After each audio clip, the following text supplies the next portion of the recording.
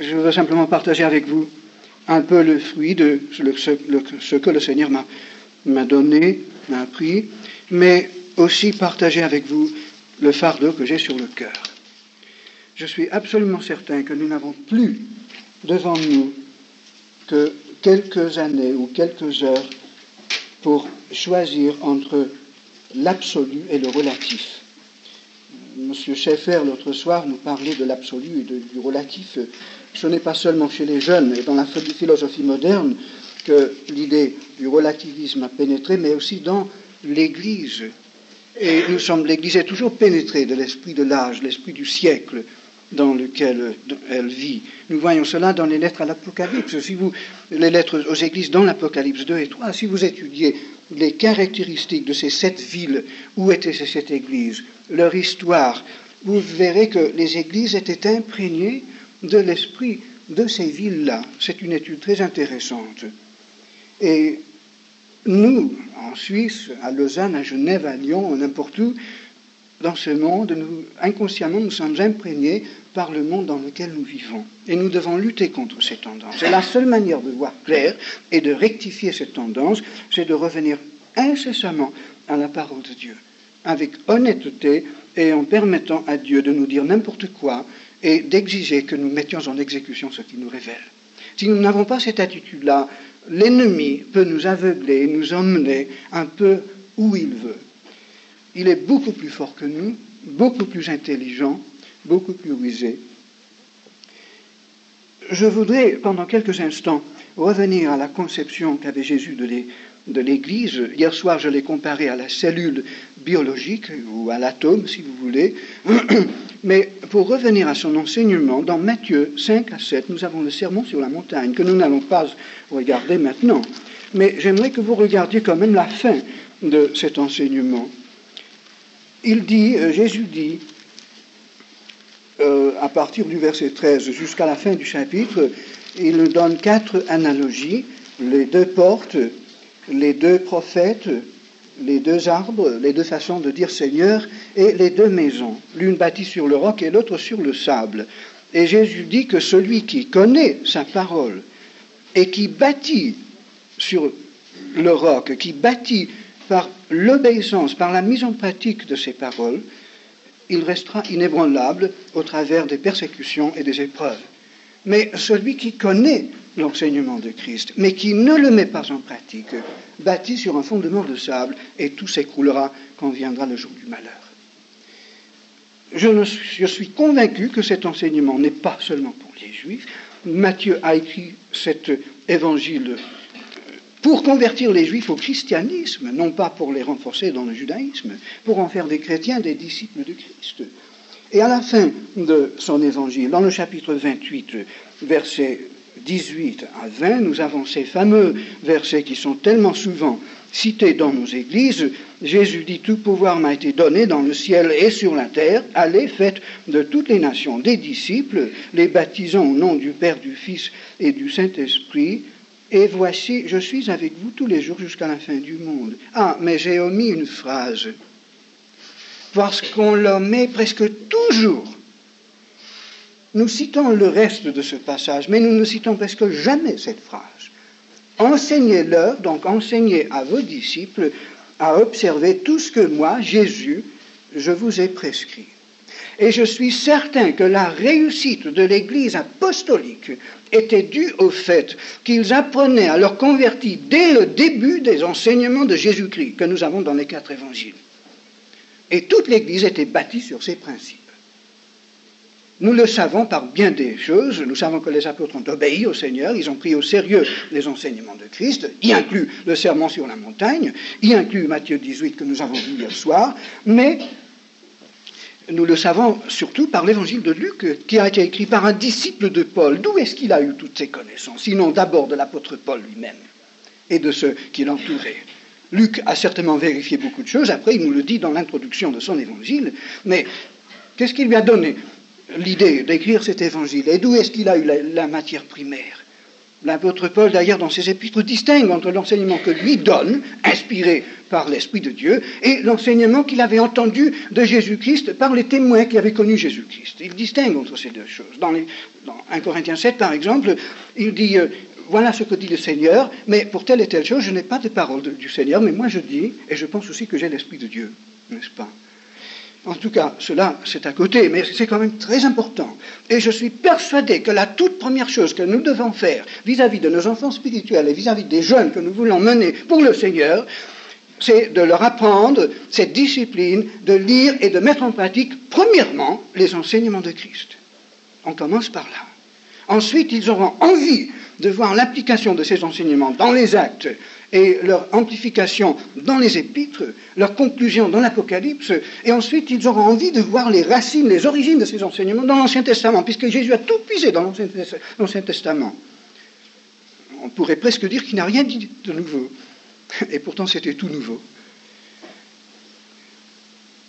Alors le Christ, en envoyant ses disciples dans Matthieu 10, qui est le deuxième passage que j'aimerais vous souligner, que nous n'allons pas étudier, nous n'avons pas le temps, vous le connaissez, il faudrait que vous l'étudiez peut-être beaucoup plus sérieusement encore, et en prenant au sérieux cet enseignement. C'est un enseignement qui s'applique à nos jours, alors que généralement on considère que ce n'est plus applicable. Mais dans certaines conditions, dans certains cas, je crois que tout est applicable à l'Église. Mais les hommes que le Seigneur envoyait deux par deux pour évangéliser des villes et des villages avant qu'ils n'arrivent, étaient des hommes qui avaient déjà connu et accepté en principe l'enseignement de Christ dans le Sermon sur la montagne. C'étaient donc des disciples, des hommes disciplinés. Ils avaient une norme de vie qui leur permettait de vivre ensemble et d'achever un objectif malgré des difficultés qu'ils allaient rencontrer en route. Et dans Matthieu 10, le Seigneur nous donne le tableau du missionnaire, et qui est bâti surtout sur la conception de l'équipe apostolique. L'équipe minimum, c'est 2 qui sont envoyés. Et voilà le noyau essentiel, si vous voulez, la cellule absolument primitive. On ne peut pas avoir de cellule spirituelle plus simple que celle-là, composée de 2 éléments. 2 hommes qui sont envoyés par Dieu, ou 2 femmes qui sont envoyées par Dieu, dans un but précis. Et les disciples ont tellement bien compris cette idée de Jésus que lorsqu'ils ont commencé l'évangélisation du monde, et surtout par l'apôtre Paul, dont nous avons le récit tellement complet dans le Nouveau Testament, ils ont accepté comme base de toute leur action cette conception de l'équipe. Une conception qui a été très élastique, très vivante, organique, et qui pouvait se modifier, s'adapter à chaque instant selon les exigences de la situation, mais au fond, le principe de la cellule, de l'équipe, ne changeait pas. Ensuite, dans Matthieu 13, le Seigneur Jésus-Christ donne une vue eschatologique, prophétique de l'histoire de l'Église et des fausses tendances qui viendraient pour déformer l'idée de l'Église. Après avoir donné son idée, ou plutôt avant d'avoir donné toute son idée, alors qu'il donne quand même dans ce chapitre en partie son idée de la vraie Église, il met ses apôtres en garde contre la fausse conception de l'Église. Très rapidement, nous pouvons regarder ce chapitre. Il y a 7 paraboles, les 7 paraboles du royaume. Dans la première parabole, Jésus montre que là où le Fils de l'homme sème la parole et il y a des conversions, il y a pratiquement toujours de faux convertis en même temps. Et la seule différence apparente, c'est que le vrai converti porte du fruit et l'autre ne porte pas de fruit. Il y a même une apparence de vie, il y a la croissance, il y a tout un tas de choses, mais il n'y a pas de fruit. Et à la fin du compte, au moment de la moisson, on distingue nettement entre les deux. Mais au début, on ne peut pas distinguer. Et ce n'est pas étonnant que si dans les églises aujourd'hui, nous avons peut-être des quantités de chrétiens qui ne sont réellement pas nés de nouveau, mais qui ont tout à fait l'air d'être de braves chrétiens, qui ont toute la doctrine, toute la formule, etc., mais qui ne sont pas nés de nouveau. Et je crois que quand viendra le grand tri, la pression, le jour du malheur, la difficulté, la persécution, nous verrons une immense surprise. Je crois que beaucoup de personnes dont nous étions tellement sûrs, peut-être nous-mêmes, qui sait, nous partirons de l'autre côté. Et c'est pour cela qu'il est bon de se sonder. Moi, je m'appellerai toute ma vie un vieil homme de Dieu que j'ai connu lorsque j'étais jeune et lorsque je passais par une crise difficile et qui m'a reçu chez lui. J'ai tellement appris de lui. Il m'a dit que souvent, sinon pas tous les jours, toutes les semaines, il se prenait lui-même, pour ainsi dire, par la nuque, et il se disait, Samuel, est-ce que tu es réellement, vraiment, absolument, certainement sauvé ou non? Et il revoyait toutes les bases de son salut. Ce n'est pas mauvais. Nous avons quelquefois peur de questionner notre salut. Mais si notre salut est réel, il peut subir toutes les épreuves possibles. Ce n'est pas mauvais de se sonder, même très souvent, et de se poser la question si on est réellement un enfant de Dieu. Si on l'est, l'Esprit de Dieu ne manquera pas de nous le dire. Il ne nous laissera pas en doute. La deuxième parabole nous montre que là où le Christ sème du blé, l'ennemi se donne la peine de semer l'ivraie. Exprès. Il met dans l'Église autant de faux chrétiens que possible, justement pour brouiller toute l'action de l'Esprit de Dieu et pour bafouer ceux qui voudraient faire le travail. Et dans cette parabole, les anges veulent arracher le blé. D'abord, ils veulent faire tout de suite le tri. Et Dieu leur dit non, de peur que vous ne vous trompiez et que vous n'arrachiez en même temps un peu de blé. Il faut attendre la moisson. Si donc les anges ne peuvent pas toujours distinguer entre un vrai et un faux chrétien, ce n'est pas étonnant si nous non plus nous ne pouvons pas toujours distinguer.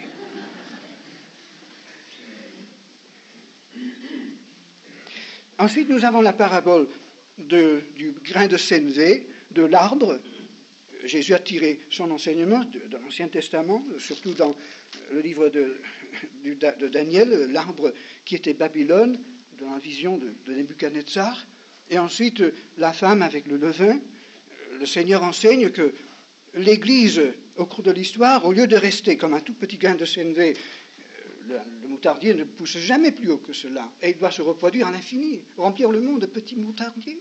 Mais si par hasard, et cela arrive tout à fait anormalement quelquefois, comme une anomalie de la nature, si un moutardier devient tout un arbre de manière à permettre que les oiseaux viennent loger dans les ramifications, eh bien c'est une fausse conception de l'Église. Jésus prévoyait la formation de la grande Église du Moyen Âge, n'est-ce pas? Et l'Église a toujours la tendance de s'organiser dans une grande administration, une grande machine en quelque sorte, qui permette que les démons viennent loger dans les ramifications. Et dans la parabole de la femme avec le levain dans l'Ancien Testament était toujours un symbole du mal, de la corruption, surtout d'une fausse doctrine. Et la femme, c'est incontestablement la femme Babylone, la grande, qui s'est introduite dans l'Église chrétienne et qui l'a déformée. Nous voyons cette femme sous la forme de Jézabel dans l'Apocalypse chapitre 2, qui a introduit l'immoralité et l'idolâtrie dans toute l'Église, n'est-ce pas? Jésus mettait ses disciples en garde, il leur disait « La conception pure de l'Église que je vous donne sera sans cesse brouillée par l'action satanique. Méfiez-vous, préparez-vous à l'avance. Et dites-vous bien que dans toutes les générations, le diable essayera de déformer l'Église de Christ. » Ensuite, nous avons les deux paraboles du trésor caché et de la perle de grand prix, qui me semble parler de la nécessité absolue de tout sacrifier pour retrouver cette vérité parfaite et perdue. C'est curieux, mais dans ces paraboles, le Seigneur nous donne une sorte d'aperçu à l'avance de toute l'évolution de l'Église. Nous pouvons situer les développements de l'Église au cours des 2000 ans passés en suivant ces différentes paraboles. Et ici, nous avons surtout la Réforme et ensuite le grand réveil évangélique qui a commencé à lancer dans le monde l'action missionnaire de nos jours et des générations passées. Et finalement, nous avons la dernière parabole, la septième, à la fin du siècle, le filet qui est jeté dans la mer et qui attrape toutes sortes de poissons. Et c'est à la fin du siècle que les anges viennent faire le tri. Comme dans la deuxième parabole, c'est à la fin du siècle, ou à la moisson, que les anges ont le droit de la part de Dieu de faire un tri entre le vrai et le faux. Et je crois que presque certainement, avant le retour de Christ, avant même l'avènement de l'Antichrist, il va y avoir un tri dans ce monde. Dieu se servira peut-être de l'épée, de la persécution la plus terrible qu'on a jamais vue, pour effectuer ce tri. Il sera impossible aux enfants de Dieu de rester dans la grande Babylone. Et je pense que dans cette grande Babylone, il y aura une multitude d'églises qu'aujourd'hui nous reconnaissons comme des églises évangéliques. Vous savez, vous me dites que je suis peut-être trop dur, je suis trop intransigeant, mais moi je n'ai pas d'illusion sur la nature de l'homme, sur le cœur de l'homme. J'en avais avant la guerre. Mais Dieu m'a fait passer par ces 5 ou 6 ans de guerre, sous les drapeaux, voir toute la gamme de la nature humaine dans toutes les circonstances possibles pour savoir ce qu'il y avait dans le cœur de l'homme. Et vers la fin de la guerre, après avoir entendu une propagande nuit et jour, contre les Allemands, etc., vous savez, on finit par être déformé quand on n'entend qu'une seule chose et quand on est toujours poussé par la crainte à faire des choses qui sont contre sa conscience. Il suffit qu'on commence à céder le bout de son petit doigt au diable pour que finalement on se donne tout. Le mal est plus fort que nous. Une seule cellule de leucémie dans notre sang, c'est plus fort que nous. Une seule cellule de leucémie nous condamne. Donc il ne faut rien concéder au diable. Il ne faut rien concéder au diable. Et moi je crois que c'est maintenant, avant que ces choses ne puissent arriver, qu'il faut examiner notre situation, non seulement personnelle, mais aussi collective dans l'Église, pour nous demander honnêtement ce qu'il en sera d'ici 5 ans, 10 ans ou 20 ans, je ne sais quand, si les choses continuent à évoluer comme à présent. Nous n'avons pas besoin d'avoir des interprétations particulières de la Bible pour voir les choses un peu en noir, comme moi ce soir. Je ne vois pas les choses en noir tellement, puisque je vois au travers de tout cela, ce nuage noir, la venue splendide et fantastique de Jésus-Christ. Je sais que dans quelques années, si les choses continuent comme à présent, dans tous les cafés du monde, on parlera et chantera de Jésus-Christ. Et dans tous les pays, les fleurs jailliront de la terre pour crier la joie de la terre, pour revoir le Maître, le Créateur qui vient mettre la paix parmi les nations. Je sais que cela vient. Et c'est sur cela que je garde mes yeux fixés. Je vois au travers du nuage de tous les malheurs qui peuvent arriver. Je ne veux pas non plus, pendant cette soirée trop courte, et qui n'est pas du tout vouée à cette étude, rentrer dans des questions eschatologiques. Peut-être vous allez vous poser la question, est-ce que je crois que nous passons par la tribulation ou non, des tas de choses comme ça. Je ne vais absolument pas toucher cela ce soir. Je dirais simplement en passant, je crois qu'il faut distinguer de 2 phases, 2 aspects de la tribulation, la grande tribulation.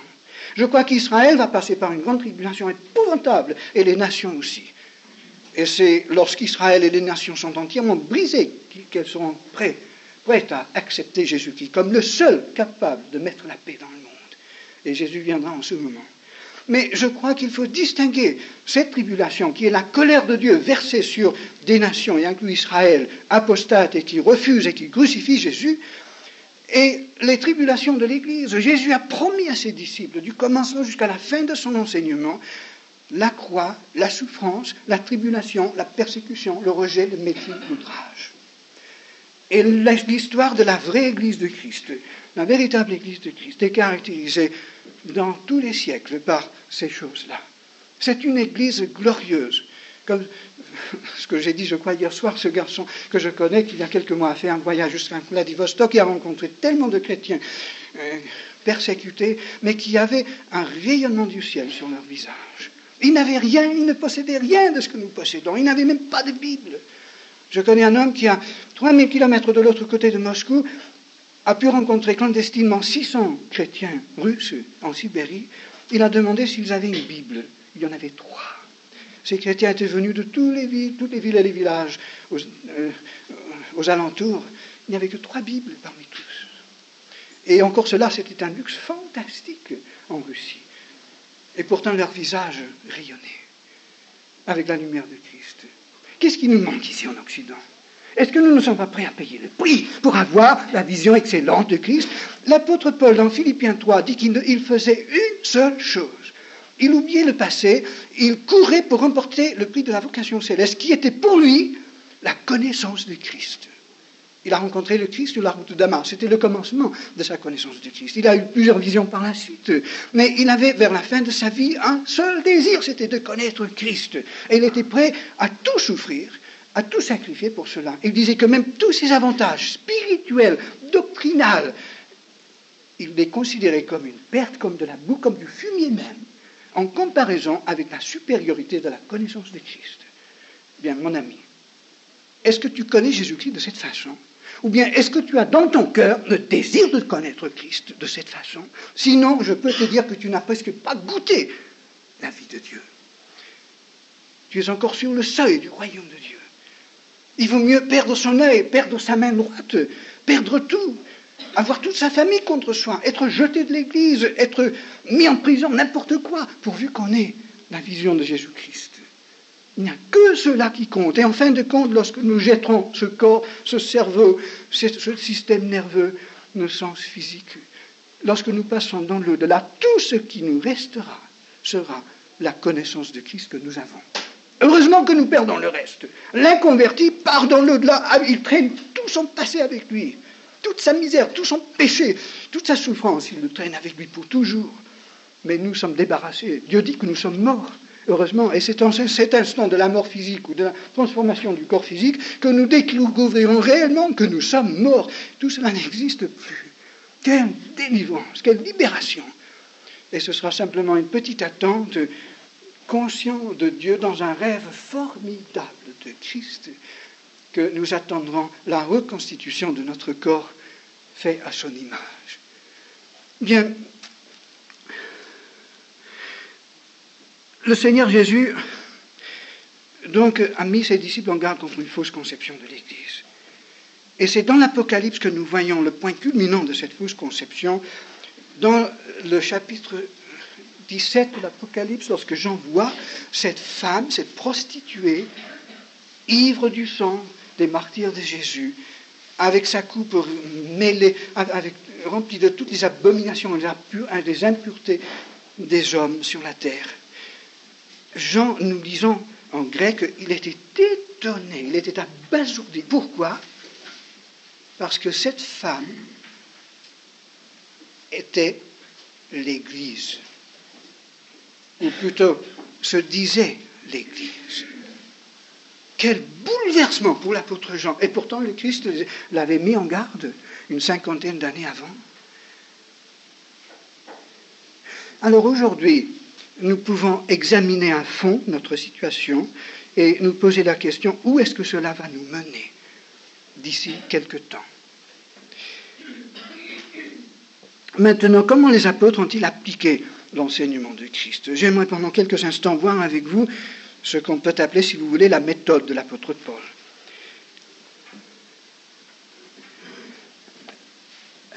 J'ai comparé, je crois que Christ compare l'Église à la cellule biologique. Hier soir, j'ai mentionné en 2 mots la complexité fantastique et si intelligente de la structure de la cellule biologique, mais ce n'est pas le plus étonnant. Le plus étonnant, c'est sa capacité de se reproduire. Savez-vous, enfin, vous le savez aussi bien que moi, mais vous n'avez certainement pas réfléchi, pas plus que moi, jusqu'à l'année dernière, lorsque j'ai étudié cela dans un livre. Et pour la première fois, je l'ai vu tel quel. Savez-vous qu'une seule cellule humaine, une seule cellule, si petite qu'on ne la voit pas, mais ensuite fertilisée, devient en 9 mois de gestation 400 milliards de cellules qu'on appelle un bébé. Si sur le plan physique, Dieu peut faire un miracle aussi prodigieux tous les jours autour de nous, à tel point qu'on le considère comme absolument banal, pourquoi le Christ ne saurait-il pas faire sur le plan spirituel, avec son Église, quelque chose de semblable, sinon plus remarquable encore ? Nous avons une conception de la vie chrétienne, du Saint-Esprit, de Jésus-Christ et de l'Église tellement diminuée que nous n'osons pas croire à la possibilité d'une action divine qui confonde les ennemis et qui mette en évidence la gloire de Christ. Vous savez, même si on n'est pas très exigeant, on peut calculer mathématiquement les possibilités de ce genre de vision. J'ai eu l'idée, qui était devenue certainement du Saint-Esprit, de faire un petit calcul. J'ai pris un morceau de papier et un crayon, j'ai mis le chiffre 1. Si j'étais le seul chrétien au monde, et effectivement j'étais le seul chrétien dans ce quartier de la ville d'Alger, avec ses 2 millions de personnes qui évangélisaient, comment est-ce que je pouvais espérer des résultats ? Un seul pauvre garçon de 37, 38 ans qui essayait d'apporter le Christ à des gens qui me faisaient peur. Comment faire ? Mais Dieu m'a dit, écoute, tous les jours, tu dois avoir assez de courage pour évangéliser une personne. Mais vraiment l'évangéliser, lui donner l'évangile. Alors commence. Donne-toi la peine chaque jour d'évangéliser quelqu'un. À la fin de l'année, tu auras évangélisé 365 personnes. C'est pas beaucoup, mais c'est quand même quelque chose. Et est-ce que tu n'as pas assez de foi, toi qui as cru en moi pour te sauver de l'enfer, est-ce que tu n'as pas assez de foi de croire que je peux sauver l'une de ces 365 personnes? Si tu n'as pas autant de foi que cela, comment sais-tu que tu es sauvé toi-même? J'ai vu que toute ma foi était en jeu. Il a fallu à nouveau que je sonde la question de mon salut, de ma foi. Et finalement, Dieu m'a amené au point où j'ai pu croire qu'il allait faire quelque chose. Mais en attendant, Dieu m'a dit, continue avec ton calcul. Si, par exemple, au bout d'un an, tu as converti une personne, ça fait que la deuxième année, vous êtes 2. Mais tu fais de cette personne, de ce garçon, tu en fais un ami absolu. Ta maison lui est ouverte, ton cœur lui est ouvert, tu partages tout ce que je sais sur Jésus-Christ et tout ce que tu as avec lui. Et l'année après, vous êtes 2 à évangéliser. Ce sera beaucoup plus facile. Il te verra évangéliser, il voudra faire comme toi. À 2, on peut y aller avec beaucoup plus de confiance. Et l'année après, on évangélise le double, donc à peu près 700 personnes. 365 chacun. Et au cours de cette année, vous aurez certainement à vous 2 assez de foi pour croire en Dieu pour encore une conversion chacun, donc de cette deuxième année. Donc au bout de 2 ans, vous serez 4. J'ai dit, mais Seigneur, ça ne me mènera pas très loin. 4 au bout de 2 ans, c'est pas beaucoup. Mais Dieu m'a dit, continue le calcul. Il faut seulement que vous donniez à vos convertis la même qualité de vie, la même vision que vous avez vous-même. Il faut qu'au cours de l'année, après sa conversion, tu l'intègres pleinement dans cette vision apostolique. Et puis tu verras. Alors, l'année après, il y en a 8. L'année après, il y en a 16. L'année après, il y en a 32. Donc, au bout de 5 ans à peu près, vous avez une petite église. C'est pas mal. Mais Dieu m'a dit, continue le calcul.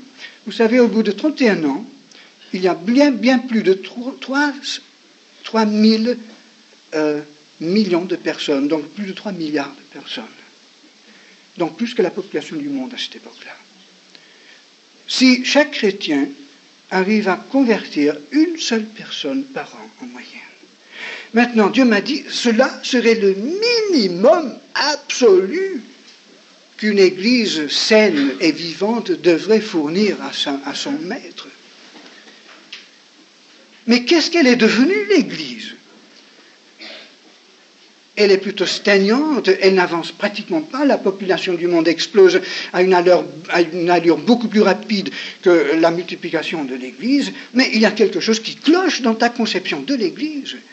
Et c'est pendant ces années-là que j'ai dû repenser entièrement la question de l'Église. Et lorsque Dieu a commencé à convertir des jeunes, n'est-ce pas, j'ai simplement commencé à faire ce que Dieu me montrait. Et j'ai appris pas à pas. Je revenais à chaque instant au Nouveau Testament pour voir ce qu'il fallait faire. J'analysais les passages en grec qui semblaient poser de véritables problèmes pour l'œuvre.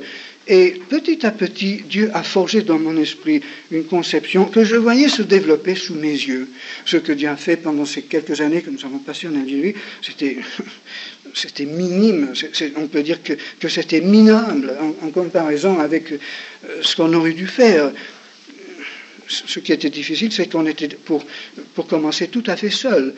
Mais finalement, comme je dis, je crois hier soir, nous avons dû demander à Dieu d'arrêter d'envoyer des gens pour se convertir parce qu'on n'en pouvait plus, nous n'avions plus de force physique. Et finalement, ma femme et moi, tous les deux, nous nous sommes écroulés physiquement. On n'a pas vu beaucoup de conversions, peut-être une centaine au cours de 3 ans. C'est pas énorme, ça, c'est même lamentable. Mais nous avons vu une grande proportion de ces jeunes âmes devenir soit des serviteurs de Dieu plein temps, ou bien des chrétiens qui, tout en gagnant leur vie dans de différents endroits maintenant, font un travail très valable pour Dieu et évangélisent. Et je suis convaincu donc que le travail d'évangélisation ne consiste pas simplement à amener des âmes à une décision, ou même à une vie spirituelle stable, mais à les intégrer complètement pour commencer dans l'équipe apostolique. Et c'est cela qui fait une église apostolique, finalement. Il faut qu'ils aient la vision. Le Christ, en nous donnant l'idée de la cellule spirituelle, il a commencé avec l'équipe. En envoyant ses disciples deux par deux, il leur a donné d'abord l'idée de l'équipe. Et l'Église est née en quelque sorte de cette conception de l'équipe. Maintenant, l'apôtre Paul a repris cela, comme probablement les autres apôtres aussi, et Paul, après une année de travail à Antioche, après 8 ans de vie spirituelle depuis sa conversion, après avoir aussi évangélisé son pays natal de Tarse et de la Cilicie, où nous lisons qu'il y avait plusieurs églises par la suite, certainement, ou presque certainement, le fruit de son travail. Lui n'en parle pas, il est très modeste. Et après ces 2 ou 3 ans peut-être de solitude dans le désert de Sinaï, pour rencontrer Dieu de plus en plus profondément, et pour revenir avec un message de feu qui balayerait le monde comme une flamme, Paul, et après s'être intégré comme un simple équipier dans l'église d'Antioche pendant 1 an, il a senti l'appel de Dieu. Et l'appel est venu à toute l'équipe, tous les anciens, tous ces docteurs et ces prophètes qui portaient le fardeau de cette église magnifique, expansionniste, n'est-ce pas? Tous, parce qu'ils priaient constamment ensemble pour le troupeau, tous ils ont compris ensemble que Paul et Barnabas étaient appelés par Dieu à faire autre chose.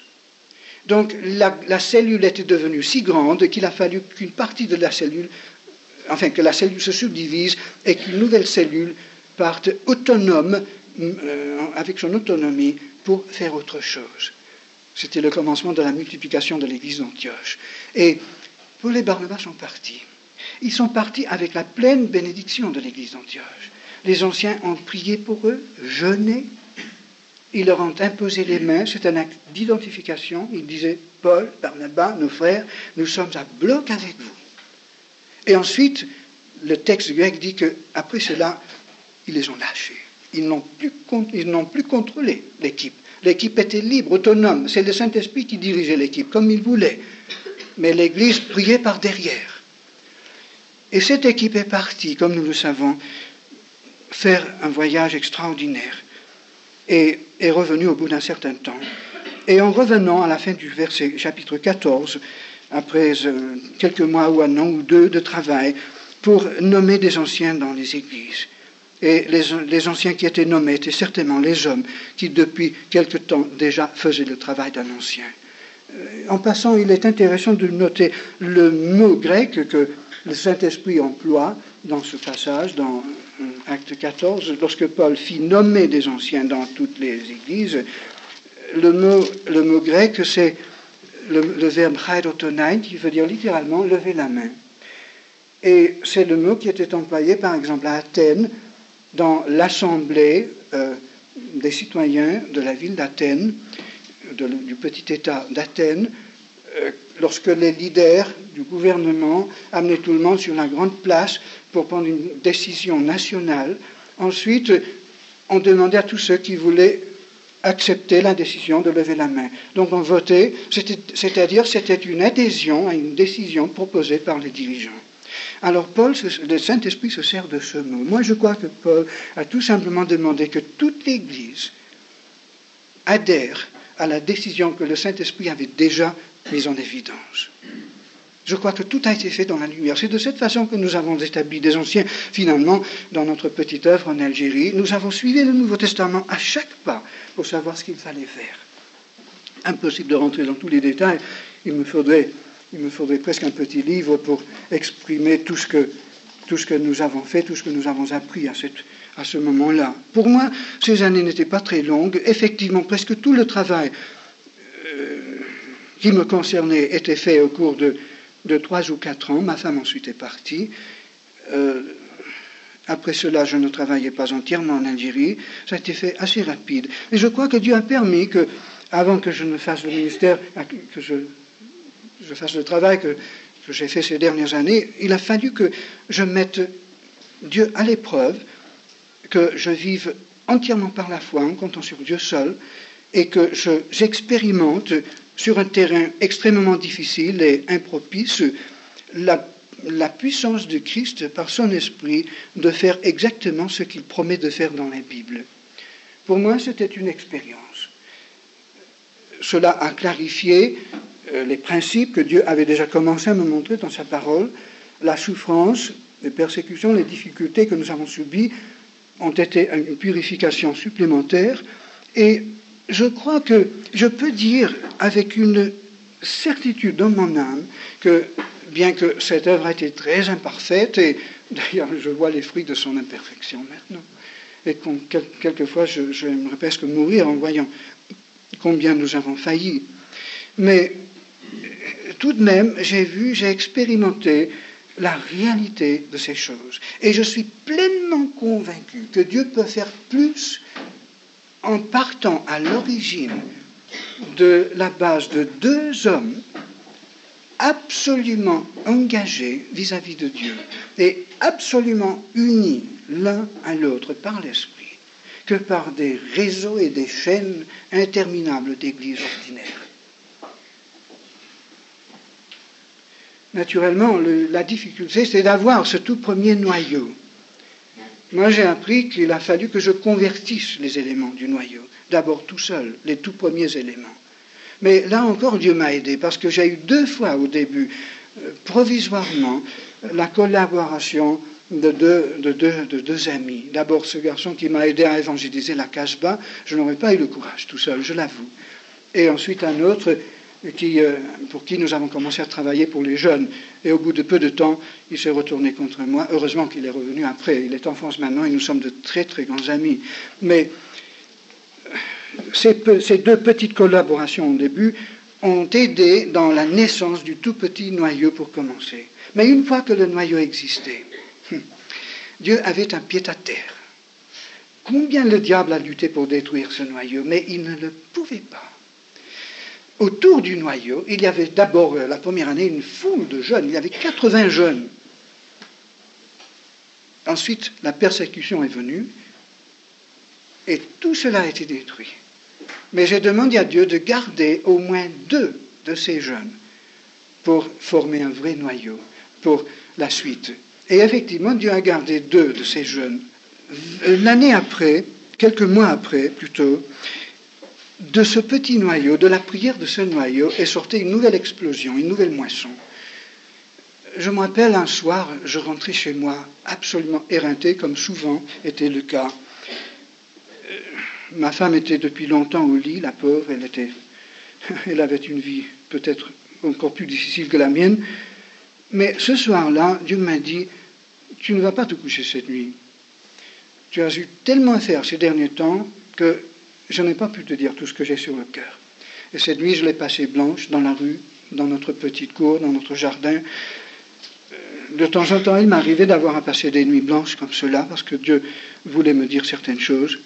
Et pendant les 6 semaines après cette nuit de prière, toute une bande de jeunes ont été convertis.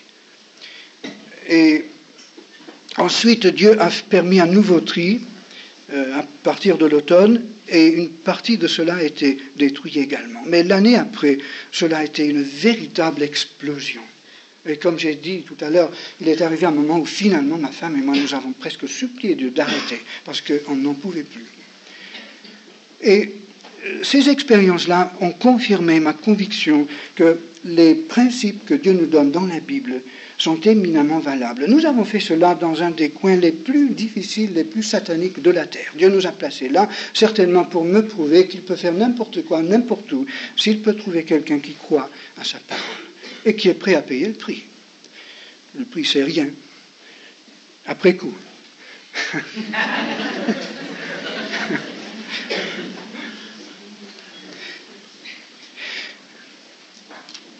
Et comment faisait l'apôtre Paul ? Paul partait donc d'abord avec Barnabas. Il a fait son travail, il a fondé des églises, il a établi des anciens dans les églises, il a certainement appris à tous ses convertis tout ce qu'il savait sur l'enseignement de Christ. Quand il ne pouvait pas rester dans une ville, il laissait, comme à Thessalonique et à Philippe, il laissait un jeune ou 2 pour continuer le travail et affermir les chrétiens. Et ensuite, Paul est revenu à Antioche. Et là, l'équipe s'est dissoute. Paul et Barnabas se sont réintégrés dans l'Église. Pas question d'être une bande à part, ou d'avoir une autonomie, ou d'avoir une supériorité. Ils étaient simplement des frères, ou des coéquipiers avec les anciens de l'Église, pendant encore un certain temps, 1 an ou 2. L'équipe apostolique n'existe que pour faire un travail spécifique. Et dans l'Église, elle perd son autonomie, une fois qu'elle revient dans l'Église. Maintenant, Paul a eu le désir ensuite de revisiter les églises et de voir peut-être s'il ne pouvait pas fonder des églises dans de nouvelles régions. Alors, il a demandé à Barnabas de l'accompagner une deuxième fois. Donc, il a voulu reconstituer la même cellule, la même église qu'avant. Et cela n'a pas marché. Seul Dieu peut créer une équipe apostolique. C'est le Saint-Esprit qui décide des éléments et des moments et des directives. Et Dieu a donné Silas à Paul cette fois. Ils sont partis ensemble. Et cette fois-ci, Paul a trouvé dans la ville de Lystre le jeune Timothée qui avait vu le quasi-martyr de Paul, lorsque Paul était lapidé et traîné hors de la ville, laissé pour mort. Malgré cela, il avait pris position. Les chrétiens des assemblées dans la région reconnaissaient que c'était un garçon avec une foi véritable. Il avait le courage de tenir. Et Paul l'a pris avec lui. Toi, dans l'équipe. Et lorsque nous lisons les actes, les épîtres, et nous mettons ensemble tous les détails, nous voyons que, comme j'ai dit hier soir, il y a une liste d'une vingtaine de noms de jeunes qui, à un moment donné, ont fait partie de l'équipe de Paul. Il y en avait certainement beaucoup plus. Ce n'est pas du tout une liste complète, une liste plutôt représentative. Et lorsque nous lisons les épîtres et les actes, et nous voyons la manière dont Paul se servait de ces jeunes, cela nous donne énormément d'idées maintenant pour le ministère des jeunes. Moi, je crois que si vous voulez vraiment amorcer, garder et former les jeunes, il faut que nous, les aînés, nous recouvrions une vision apostolique.